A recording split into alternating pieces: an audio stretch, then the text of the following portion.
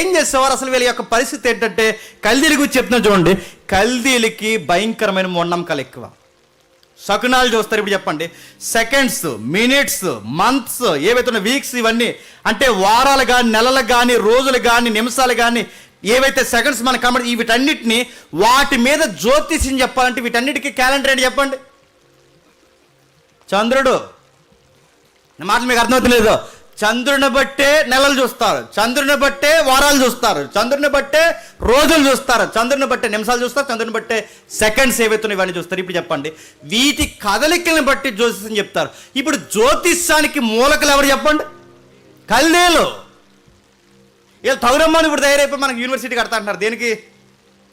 జ్యోతిష్యాన్ని. అసలు జ్యోతిష్యం అంటేనే ఒక ఫేక్, అది ఒక ఫేక్ కల్ట్ బ్యాచ్. అది ఆ జ్యోతిష్యానికి చెప్తుంది బైబిల్. ఏమంటుందో చూడండి. ఈ కల్దీలకి పని పాట లేదు. ఆ ఊరు అనే పట్టణంలో పెద్ద టెంపుల్ కట్టుకుని, ఆ ఊర్లో కట్టుకుని ప్రపంచానికి మేమే పెద్ద ఆశీర్వాదకరమైన మనుషులు అనుకున్నారు. ఈ రోజుకి ఆ చంద్ర దేవాలయం ఏమైపోయింది? మీకు మ్యాప్లో చూసారుగా, వెలసెల్లిపోయినది, మట్టి దెబ్బ అయిపోయింది. ప్రజెంట్ ఒకసారి మీరు చూడండి, మట్టి దెబ్బ అయిపోయింది. ఆ రోజుల్లో ఆ ఊరికి పెద్ద ఆశీర్వాదకరమైన పట్టణం అది. ఆ పట్టణం ఈరోజు ఎలా తగలడిపోయిందో మీరు చూడండి. ఇప్పుడు లేదది. కల్దీలందరూ రకరకాల మతాల్లోకి పోయారు, కల్దీలందరూ రకరకాల ప్రాంతాల్లోకి పోయారు.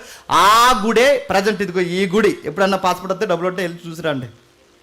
అదే ఇరాక్లో ఉంది ప్రజెంట్. అదే ఇరాక్లో ఉన్నది. అదే ఆ గుడి వాతావరణం ఎలా పోయింది. ఆ ఊర్లోనే ఉన్నాడు అబ్రహాం.